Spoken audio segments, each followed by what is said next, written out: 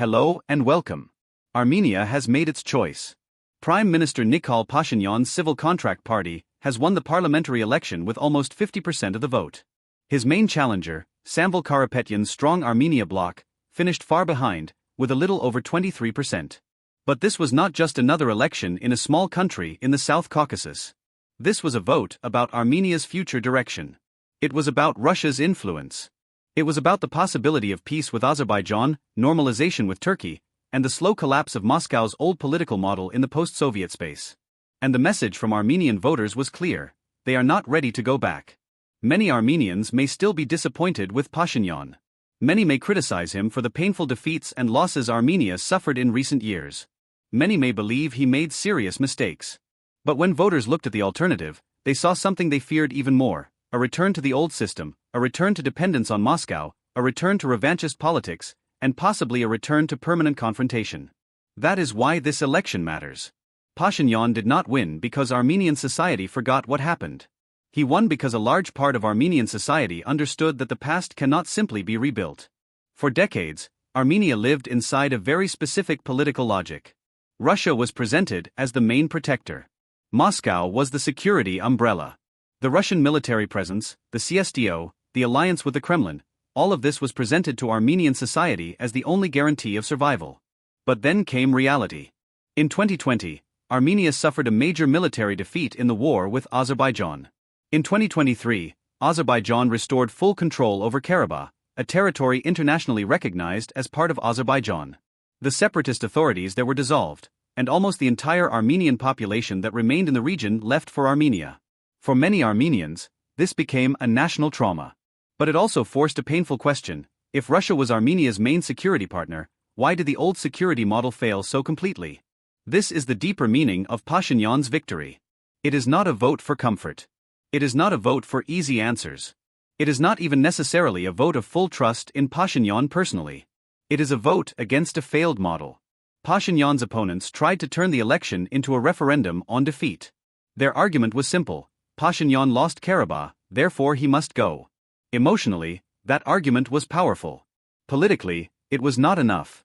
Because the opposition could not answer one basic question: what comes next? Do they want to restore Armenian control over Karabakh by force? Then they should say it openly. Do they want to bring Armenia back under Moscow's full control? Then they should explain why Russia would protect Armenia tomorrow if the Russian-centered security model failed yesterday. Do they want to block peace with Azerbaijan and normalization with Turkey? Then they should tell Armenian voters what economic and geopolitical future they are offering instead. This is where the opposition failed. It offered anger, but not a strategy. It offered nostalgia, but not a future.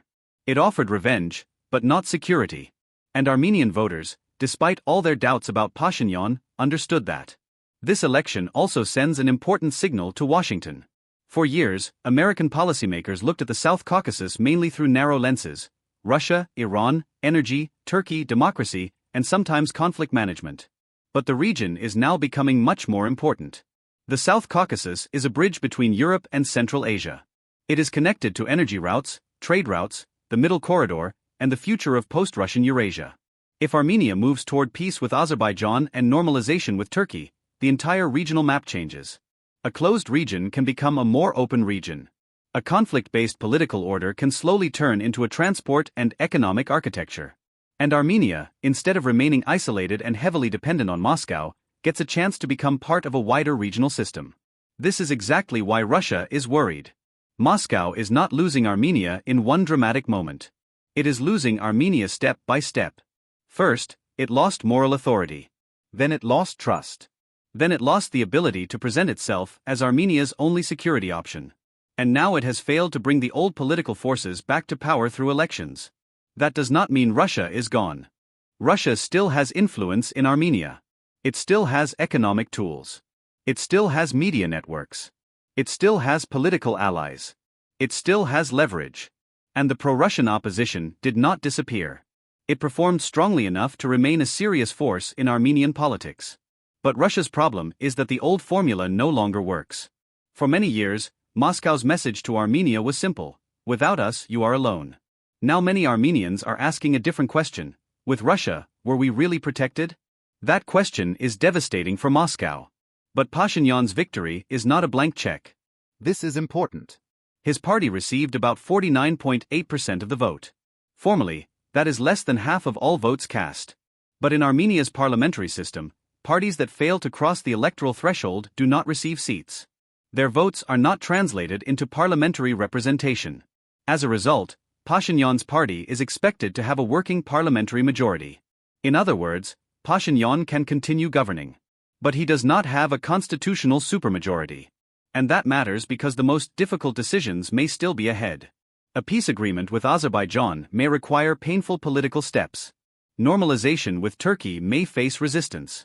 Any constitutional change, if needed, will be extremely difficult. The opposition will use every compromise, every weakness, and every national trauma to attack him. So this election is not the end of Armenia's transformation. It is the beginning of the next phase.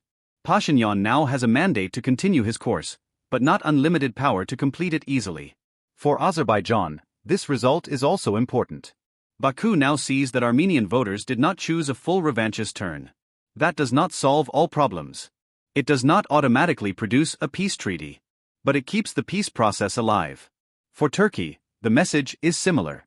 Normalization with Armenia remains possible. For Iran, the result is more complicated. Tehran is watching any new transport architecture in the South Caucasus with concern, especially if Azerbaijan becomes one of the key transit states and Armenia begins moving further away from the old Russian-centered model. And for Russia, this is another warning sign. The war in Ukraine did not only weaken Russia on the battlefield. It weakened Russia's entire imperial system. Countries that once had limited room for maneuver are now looking for alternatives. Kazakhstan is balancing more openly. Uzbekistan is building its own path. Azerbaijan is acting independently. Armenia is moving away from Moscow. Even Russia's closest neighbors are learning that Moscow is no longer the center of gravity it used to be. This is the real story. Pashinyan won an election in Armenia. But Russia lost something larger, the illusion that the post-Soviet space still belongs to it by default. Armenia has not become fully Western. It has not solved all its security problems. It has not escaped all forms of dependence. And it has not entered an easy future. But it has made one thing clear. The old road back to Moscow is no longer attractive to most Armenian voters. And for a country that lived for decades under the shadow of Russian power, that is a historic shift. The question now is whether Pashinyan can turn this electoral victory into a real strategic transformation. Can he move toward a final peace agreement with Azerbaijan? Can he normalize relations with Turkey?